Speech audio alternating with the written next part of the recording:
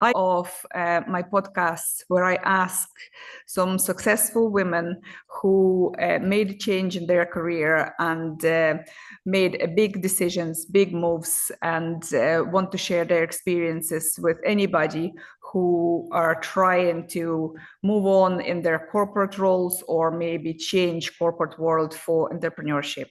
So today's guest is Edel Treanor, who works in Mullen Lighting now.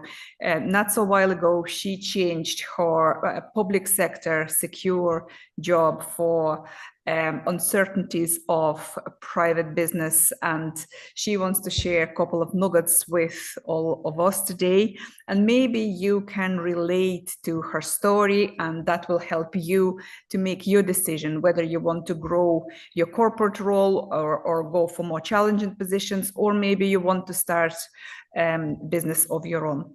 Edel, you're very welcome, and I want you to tell us a little bit about yourself and how did it all start? Thanks, Angela. So I suppose way back in the day, I did a business studies with human resources course in Dublin City University. And as a result of that, I got a degree in business, but having a working relationship with the university out of college, I started working in the public sector. So I worked in the Access program there, which brought kids from disadvantaged backgrounds through into university in the hope that they would be able to stay and progress and flourish after gaining a degree. So that was one of my first roles out of university. And I was very lucky. I enjoyed it. And if I honestly could say, it was probably where my passions truly lie, and a job that I really enjoyed. But after a while, I suppose the public sector, while it was great and it was great benefits and pension schemes and maternity and all those sort of things, I kind of knew that I wasn't fully committed to be there in the long run. So I decided to take a leap of faith and to start working on my own business and become an entrepreneur. And here we are 15 years later, running Mullen Lighting. So Mullen Lighting, what we do is we make decorative lighting, so chandeliers and pendants and whatnot, that mostly goes into the hospitality sector, so bars and restaurants. And the most of what we do actually goes overseas. So we've put stuff in Buckingham Palace, we've put stuff in Legoland, and we even have stuff in Hard Rock Cafe in Iceland. So wow. There are lights in the world, and it's definitely a world away from working in education and working for a university. Exactly, yeah. I met Edel through networking events at Enterprise Ireland, and what struck me in her story was that she started so small family business, and through her growth, through the business development, the business now is almost worldwide.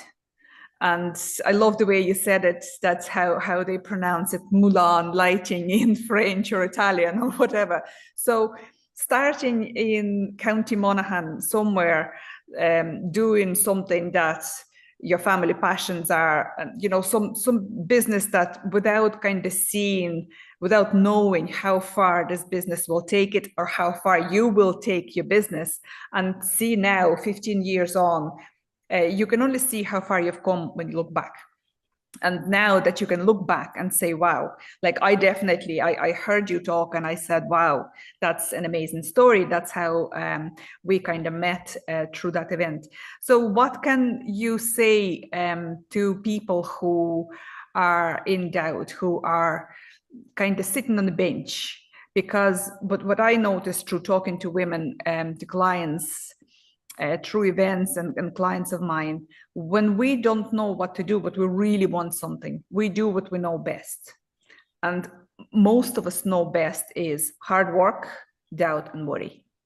So when you kind of get bogged into that sort of mind, flow, what would you advise them from where you are now and from where you were, like knowing your kind of path?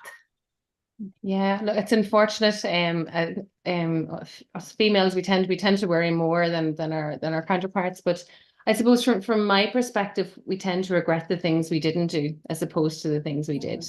Yeah. And we always worry and we overthink, and we probably worry twice as much that is ever needed. Thinking of all the possibilities that could go wrong.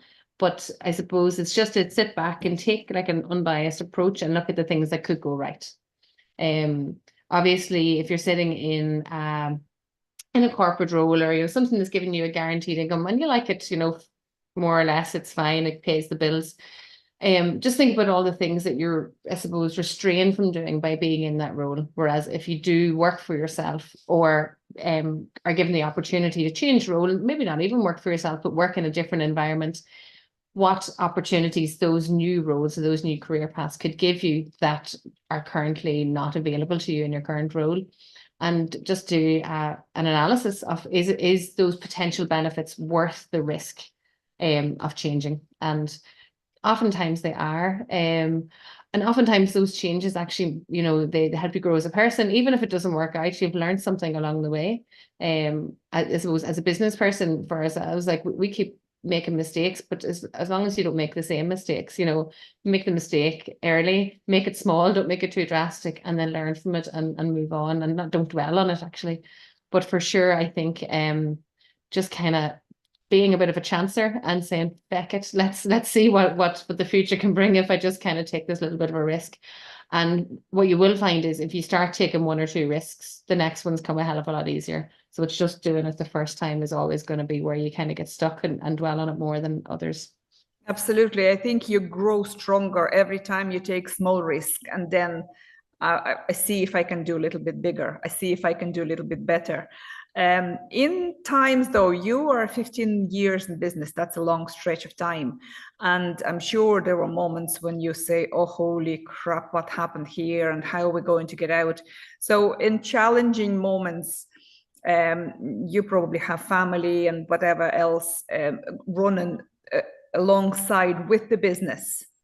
So how did you cope with the challenges? What's your strategies? What did you find useful for yourself? What do you do to keep yourself kind of sane, whole, focused, and like fully present in your business?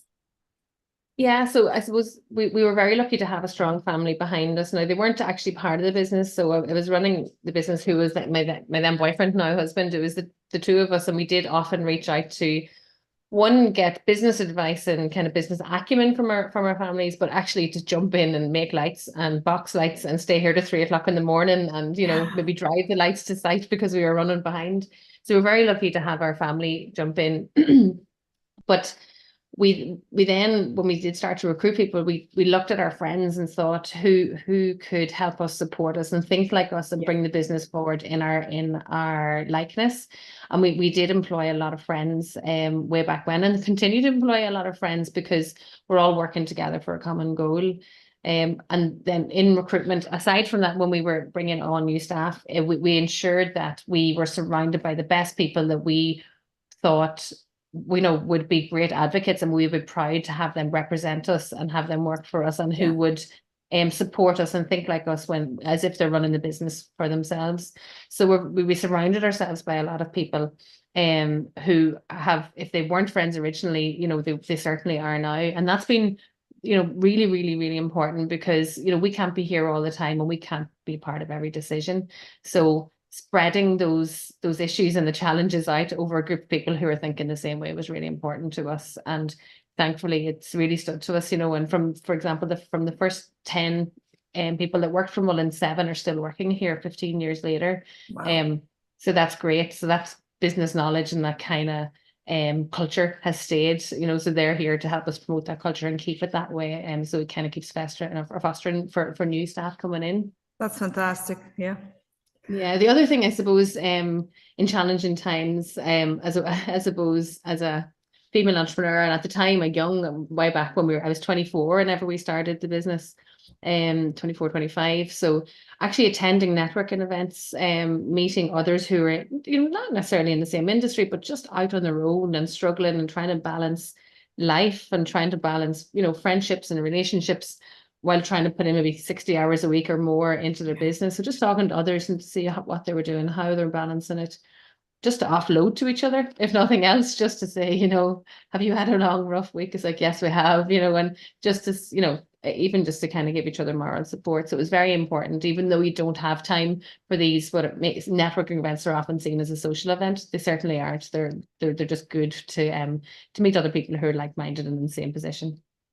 Absolutely. And I feel that when many women who I talk to and who try to share their load with me and to seek for some sort of a feedback and support, these are two things I often keep talk about, which is find your system of supports, because we are the average of 5 people we talk with. So if you have friends and family who are skeptical about your next move, who are probably worried about you a little bit, and they just want to keep you safe, they just want to keep you confined in your role or whatever else, they might not be the best type of support you can receive right there, because they might or they mightn't, simply because they just want you to stay safe. They want you to be grounded where you are, and why would you change something if you're safe where you are?